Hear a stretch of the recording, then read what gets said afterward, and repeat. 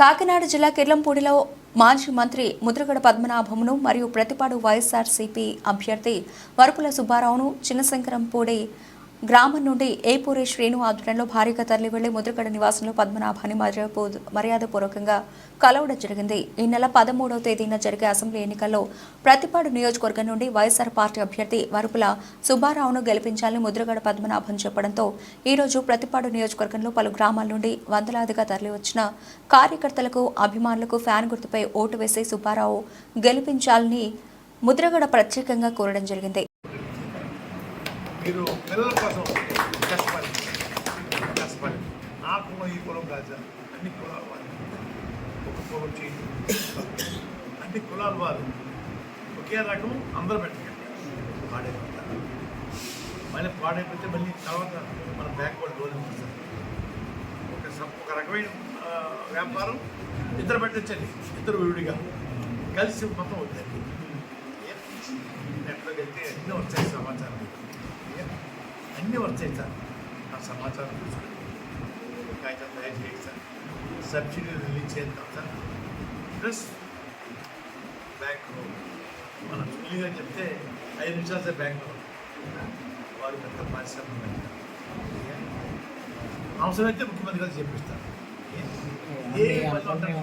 యువతకి దారి చూపించడానికి మనం పాత పత్రికోడండి పిఠాపురం ప్రజల కోసం నా వంతు నేను ఇదే పనిలో ఉంటానండి. రెండో పని పిఠాపురం చరిత్ర అండి. అయ్యా చరిత్ర సృష్టించాలని చూస్తున్నామండి. అయ్యా చరిత్ర సృష్టించిన తర్వాత ముఖ్యమంత్రి గారి దగ్గరికి వెళ్ళి, అయ్యా తమరు ఇడుగుబాయి కాదండి, అయ్యా పిఠాపురం మొదటి ప్లేస్ పెట్టుకోండి, అయ్యా ఇడుగుబాయి పెట్టుకోండి, అయ్యా సినిమాట్ల జీవితంలో మళ్ళీ ఈ రాజకీయ రంగం రాకుండా చెయ్యాలంటే మీరు ఫస్ట్ పిఠాపురం బంగారం చేసేది అయ్యా. 2 నేను నన్ను ఇంత వాడు చేసిన నియోజకవర్గం బతుకువాడు నా రుణం తీర్చుకోవడానికి మళ్ళీ ప్రయత్నం చేస్తానండి.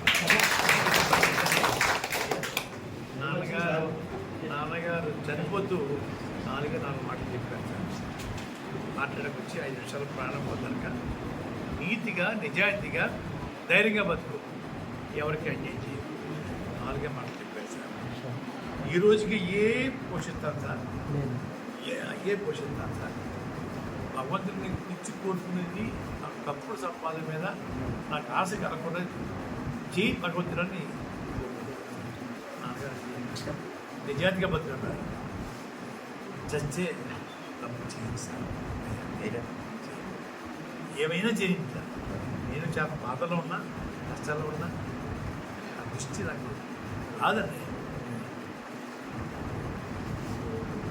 పదవి లేకుండా మళ్ళీ మీకు ఇంకోసారి సేవ చేసే అవకాశం భగవంతుడిని, జగన్మోహన్ రెడ్డి గారిని ఇవ్వని కోరుకుంటానండి.